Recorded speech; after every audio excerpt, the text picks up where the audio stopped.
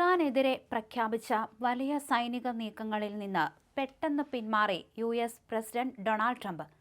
ഇറാനുമേൽ നേരിട്ടുള്ള ആക്രമണങ്ങൾക്ക് പകരം കടുത്ത സാമ്പത്തിക ഉപരോധവും നയതന്ത്ര സമ്മർദ്ദവും ശക്തമാക്കി രാജ്യത്തെ പൂർണ്ണമാക്കി തളർത്താനാണ് അമേരിക്കൻ നീക്കം.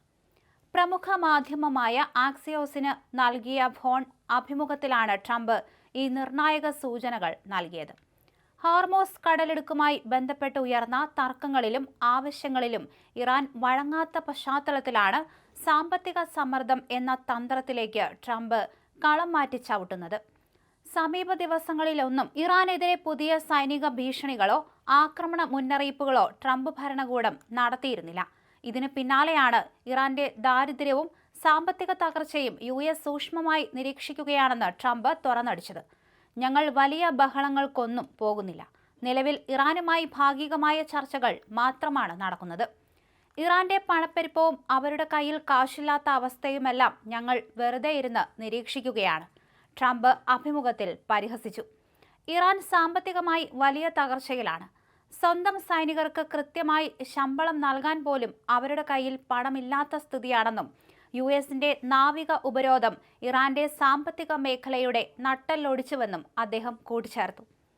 സൈനിക ആക്രമണങ്ങൾ തടഞ്ഞ് പകരം സാമ്പത്തിക നയതന്ത്ര ഉപരോധങ്ങളിലൂടെ ഇറാനെ മുട്ടുകുത്തിക്കാൻ ഗൾഫിലെ സഖ്യകക്ഷികൾ തന്നോട് ആവശ്യപ്പെട്ടിരുന്നതായി ട്രംപ് വെളിപ്പെടുത്തുകയും ചെയ്തു.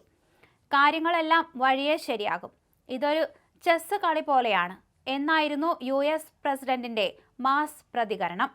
ഇറാന്റെ ആണവ ഭീഷണിയേക്കാൾ ഉപരി ലോക വ്യാപാരത്തിന് തടസ്സമാകുന്ന ഹോർമോസ് കടലിടുക്കിലൂടെയുള്ള കപ്പൽ ഗതാഗതം പുനഃസ്ഥാപിക്കുന്നതിനാണ് ട്രംപ് ഇപ്പോൾ പ്രഥമ പരിഗണന നൽകുന്നത്. ഇറാന്റെ മുൻനിര ആണവ നിലയങ്ങൾ നേരത്തെ തന്നെ തകർക്കപ്പെട്ടതിനാൽ അവ പുനർനിർമ്മിക്കുക എളുപ്പമാകില്ലെന്നും അത്തരം നീക്കങ്ങൾ US രഹസ്യാന്വേഷണ ഏജൻസികൾ പെട്ടെന്ന് തന്നെ കണ്ടുപിടിക്കുമെന്നാണ് വാഷിംഗ്ടണിന്റെ വിലയിരുത്തൽ. അതിനാൽ യുദ്ധത്തിലേക്ക് പോകാതെ സാമ്പത്തികമായി തളർത്തി ഇറാനെ കൊണ്ട് തന്നെ സമാധാന കരാറുകളിൽ ഒപ്പുവെപ്പിക്കാനാണ് ട്രംപിന്റെ പുതിയ നീക്കം. അതേസമയം ഗസയിലെ ഹമാസിന്റെ നിരായുധീകരണ പദ്ധതി പൂർണ്ണമായി നടപ്പിലാക്കുക മാത്രമാണ് ഒക്ടോബർ 7 പോലുള്ള ആക്രമണങ്ങൾ ആവർത്തിക്കില്ലെന്ന് ഉറപ്പുവരുത്താനുള്ള ഏക മാർഗമെന്ന് അമേരിക്കൻ പിന്തുണയുള്ള ബോർഡ് ഓഫ് പീസ് പ്രതിനിധി നിക്കോളായി മ്ലാഡേനോവ പറഞ്ഞു. പ്ലാൻ പൂർണ്ണമായി നടപ്പിലാക്കുന്നത് വഴി മാത്രമേ ഗസയിൽ നിന്നുള്ള സുരക്ഷാ ഭീഷണികൾ എന്നേക്കുമായി അവസാനിപ്പിക്കാൻ സാധിക്കൂ എന്ന് ചാനൽ 20 നൽകിയ അഭിമുഖത്തിൽ അദ്ദേഹം വ്യക്തമാക്കി. എന്നാൽ ബോർഡ് ഓഫ് പീസിന്റെ 15 സമാധാന പദ്ധതിയെ നിരാകരിക്കുന്നതായി ഇസ്രായേൽ പ്രധാനമന്ത്രി ബെഞ്ചമിൻ നെതന്യാഹു പ്രഖ്യാപിച്ചതിന് തൊട്ടു പിന്നാലെയാണ് മ്ലാഡേനോവിന്റെ പ്രസ്താവനയും പുറത്തുവന്നത്.